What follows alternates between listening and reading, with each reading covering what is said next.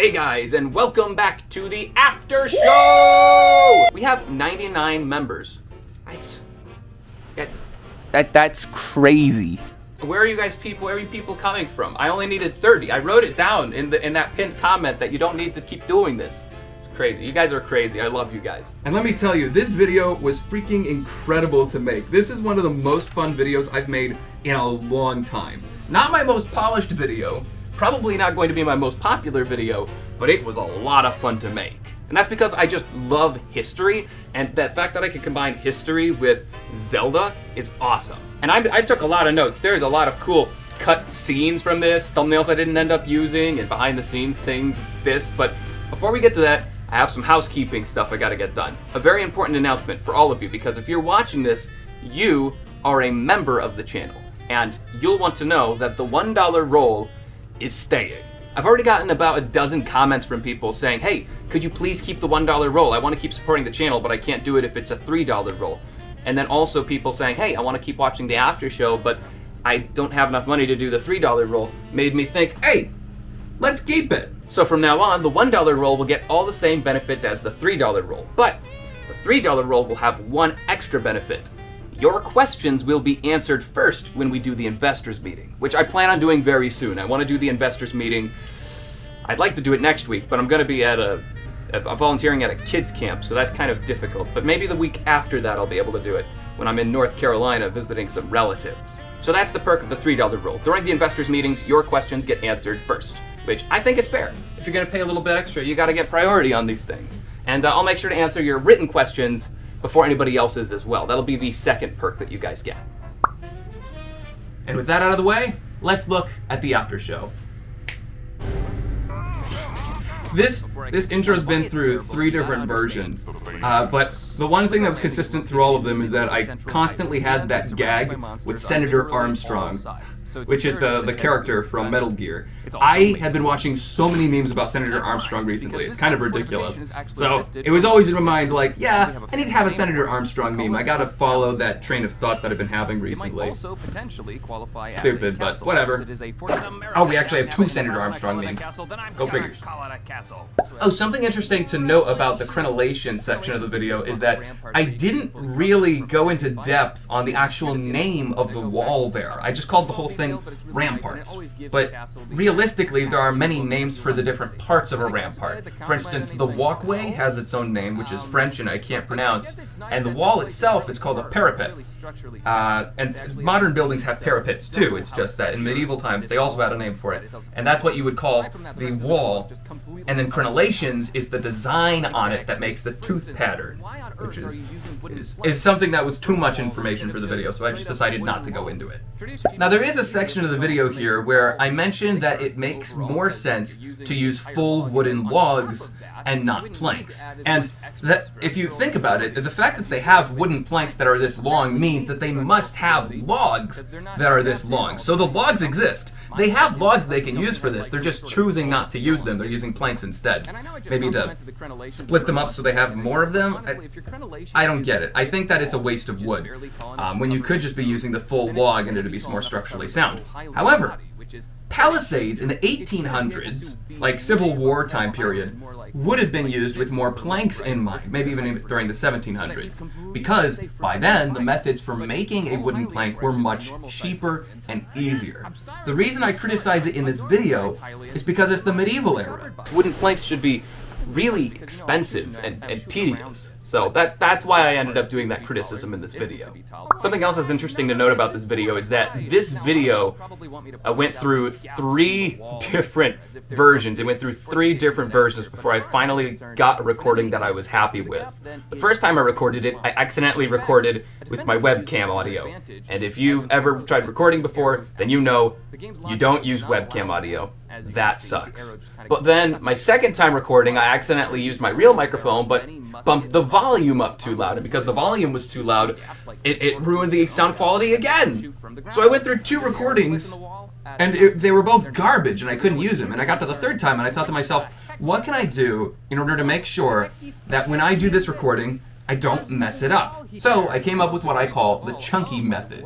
The chunky method is a new method of editing which I really like, where basically you record one snippet by itself, then you collect the footage for that snippet, and then you edit it all together at once. So you edit all of it. Hence, you're doing one chunk of the video. Then you move on to the second chunk, and you record it, you edit it, and then you move on to the third chunk, so on and so forth. And what I like about this method is that you feel like you're making progress as you work on the video. And that method ended up working super duper well, especially for this format of video. This type of video worked well with that. I ended up making, I think, 16 minutes worth of footage in a single day using it. Like edited footage. Like I edited and recorded 16 minutes worth of video in a single day. That is so fast. So although there was a whole week where I was struggling to record and I couldn't get it done, once I found a method I liked, it went like that. And that's when I started having fun. So I'm definitely going to use this method again. The chunky method will return. I just gotta make sure that I find video formats which are conducive to it. Also, a minute ago, Ozzel popped up on the screen. Ozzel is like the only other Zelda YouTuber whose friend code I have. I'm still trying to get friend codes, but Ozzel and me have been talking in voice chats recently, so he's in the video. Shout out to Ozzel. Now, something interesting to note here with the moat section of the video is that there is a theory I have on where the dirt went. And it's the fact that if you look at a map of the sacred ceremonial grounds in Breath of the Wild, the water is much more compact. It's in a small circle.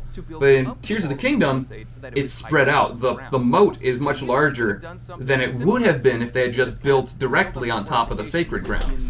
So what my theory is that they used the dirt in order to fill in the original pond that was there.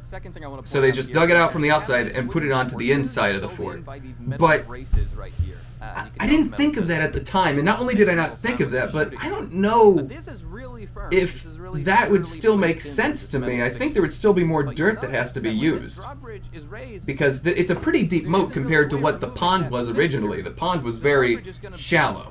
So I don't entirely buy that theory. I think that there's some dirt that's gone missing. There is a dirt scandal, a dirt conspiracy against the public. Where's the dirt gone?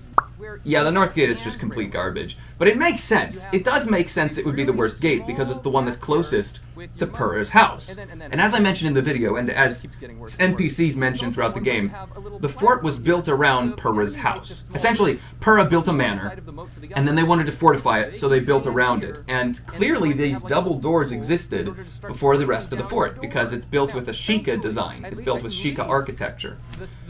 So the idea of defending it was not in their mind at the moment, and then they said, hey, we'll add fortifications around it, and then they did that.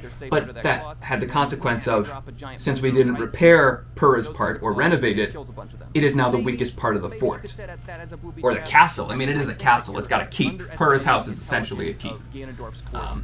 So that explains why it's so poorly defended, but it doesn't excuse the fact that it's poorly defended. If it's poorly defended, then it's a vulnerability. The enemy could definitely get through there. You'll actually notice I'm wearing a Renaissance shirt right here. It's like one of those white shirts you would use for a Renaissance fair, because I'm going to a Renaissance fair this weekend, which is taking away time from YouTube, but gosh darn it, I love the Renaissance fair. And I've never had a nice shirt for it. I just usually wear a white dress shirt. Well, I've only gone once before, but I'm going to be going again, second time with some friends. And I got a nice one. I'm going to start using it for videos too, whenever I need a pirate outfit. It's nice. It's a full pirate outfit. I got a full-on pirate outfit. You know, I'm pretty sure people are going to complain that Bokos don't have Ultra Hand. They can't build bridges, which is stupid because we know that Bokos can build things. Atlantis! It's the Atlantis gag! Yes! I love that scene. I love that movie shot. I wanted to use that scene from the movie for so long, and I finally had an excuse to use it. Let's go, baby. Let's go. In fact, this whole episode has a lot of music from my history as a YouTuber that I've wanted to use, but I've never been able to use because I just haven't found a way to make it fit. So the intros to each chapter of the video are usually consisting of music that I thought, finally, I can use this. Oh, you know, originally there was a section of the video here where I showed off a fortification I thought could be used by Bokos if they wanted to make a really easy a wall of sorts to defend themselves behind when they're attacking. But I thought, like, it's frivolous, nobody cares, let's move on with the video. I think a lot of people are going to want me to analyze Hyrule Castle's defenses in the near future, but Hyrule Castle is a little ambitious for me. I don't know that much about castle defenses yet. I'll need to do some practice first. Cheval de Frise. What's interesting about Cheval de Frise is that the plural of Cheval de Frise is not Cheval de Frises, it's Chevaux de Frise. I think that's how you say that. It's French. So to make it plural, you just change the first phrase. And what's even more interesting than that is that the phrase Cheval de Frise is apparently in reference to horses, French horses, which were affected by these spikes. I don't know the full history on that, but I think that's interesting. Something that was a really big challenge in this video is deciding when I should use in-game sounds and when I should put my own music over it. And I decided to alternate between the two and see what I liked most. I think in the future I'll end up doing less music and do more in-game sound effects, because it's more natural and it's less intrusive on the experience. But we'll see. We'll have to play it by ear. Well, stupid. What's wrong with me? I'm such a dad. Play by ear when I'm talking about music. My genius is frightening sometimes. Yes, the monster fort. The Marauders of Necluda. The monsters in this game are freaking incredible with their fortifications. They work well for what they're doing. Rudimentary, but effective. And I would love to do some videos on the fortifications monsters have made in the series. I think it'd be a lot of fun.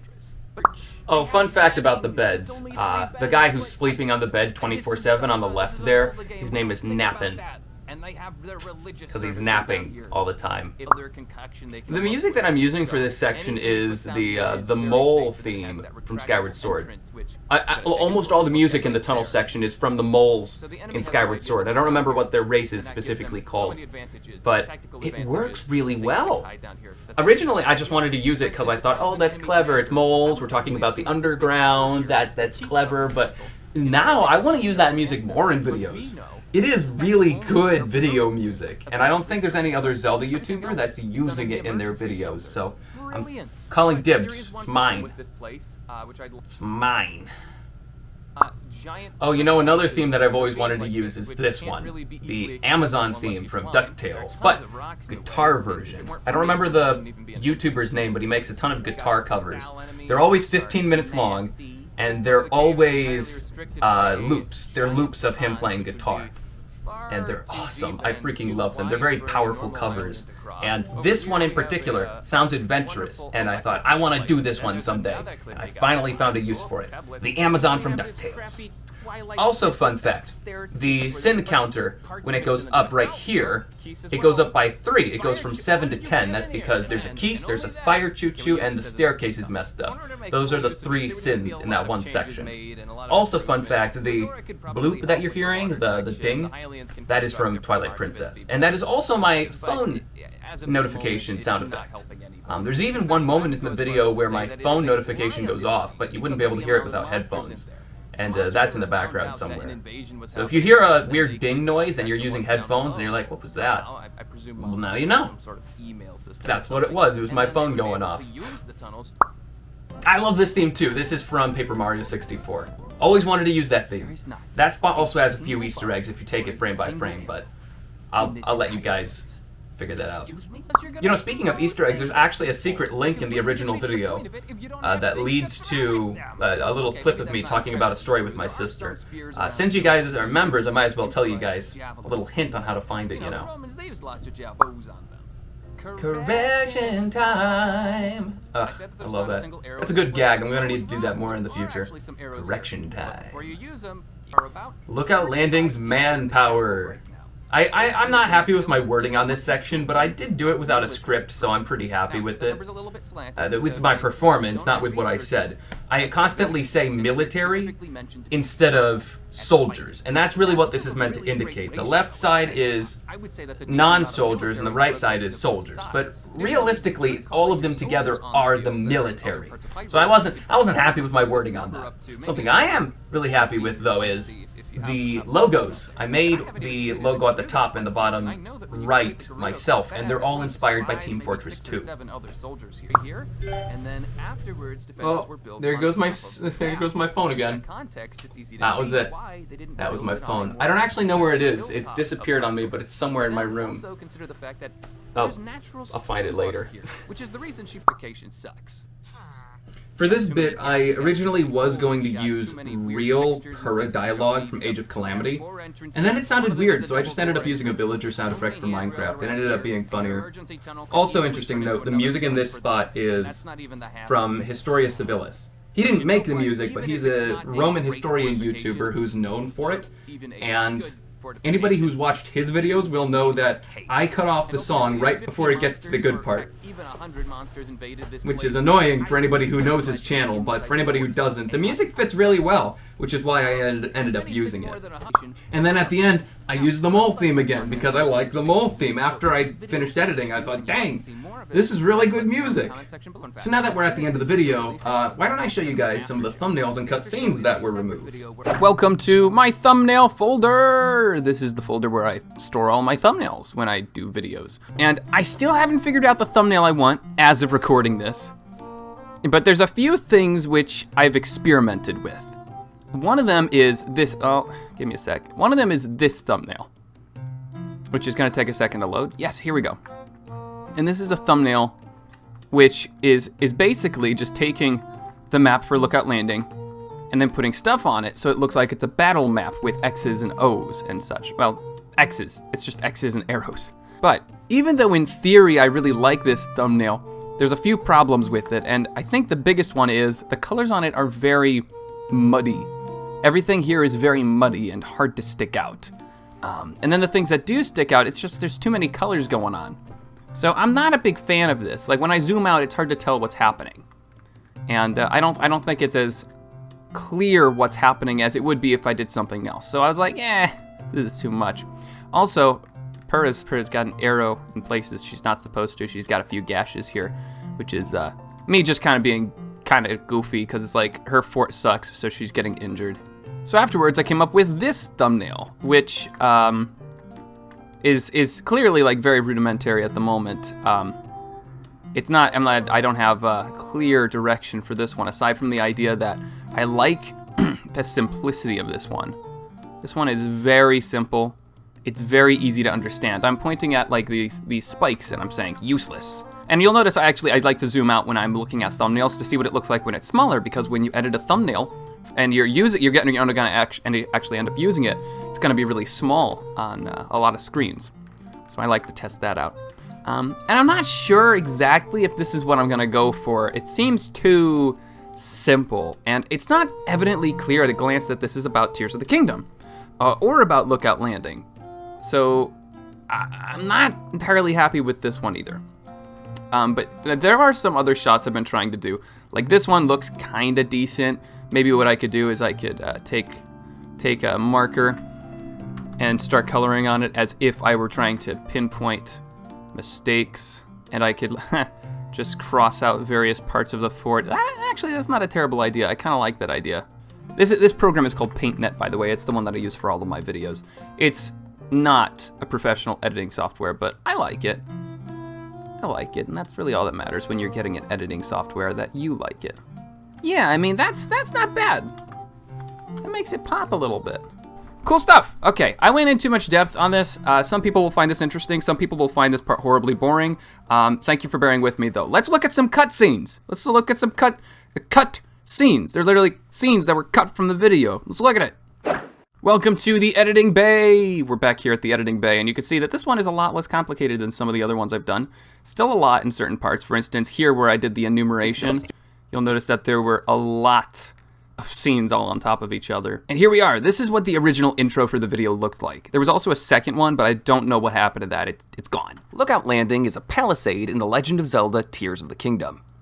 And it's terrible. Wait a minute, did you say palisade? Yes, I did. Palisades are a type of fortification that have been used throughout history, from Roman times all the way to the Indian Wars in America. So that's basically what the intro was going to be. There was actually going to be a segment where I'd use the deep voice again, and I just do like a Senator Armstrong voice. But I realized very quickly that if I do a Senator Armstrong voice like this, anybody who's played Metal Gear at all will know, wait a minute. That doesn't sound like Armstrong. Armstrong has a very different voice. Wait a minute, never mind, I found it. I found the second intro. This was the Mark II intro, and it's right here. So if we play it with the intro here, and you'll have to pretend the sound effects exist that don't actually exist. Let's listen to it. Lookout Landing is a palisade in The Legend of Zelda Tears of the Kingdom. And it's terrible. Oh, snap, I gotta explain what a palisade is. Well, a palisade... So this section of the video, as you can see, was gonna actually involve Link immediately talking. But I cut this out because I thought, wait a minute, that's too cheesy. And if people aren't used to Link talking in the videos, then that's gonna be a little bit disorienting, and it's going too fast. I'm gonna just explain what a palisade is more directly. So I did. I ended up making a much more direct version where I'm just saying, hey, I'm gonna tell you what a palisade is, which is what the final cut was, and I like that better. And now let's take a look at a section of the video where I discussed matriculations, but then ended up cutting it. And if you don't know what matriculations are, I'll put an image on the screen right now. Matriculations are basically this hole that you put in an overhang on a castle so that you could shoot down on enemies that get too close to the walls. I was originally going to have a section of the video where I criticized the gatehouse, the main gatehouse in the castle, of not having matriculations, which you can see right there. No, there's no hole there, so you could shoot down on enemies that get close. But I decided that that doesn't actually make much sense to criticize, because the fact that there are two towers means, and let me go back. There's two towers here, which means that if an enemy gets close to the wall of one tower, then the second tower can cover by shooting down at that spot. Which means that the criticism didn't really make sense, so I ended up cutting it. Matriculations will come up, though. Matriculations will come up in a different video, because they're really cool, and they're one of my favorite things to talk about when it comes to castles. It makes me feel smart, and that's really why I do this. I just want to feel smart and make everybody else feel stupid. For legal reasons, I'm going to clarify that that was a joke. And cool, I think that's it. I think that's everything. So, thanks for coming to the after show. I hope you enjoyed it. Until I see you next time, have fun, storming the castle. Oh, and keep your eyes open for the investors meeting. That'll be happening very soon. Soonish.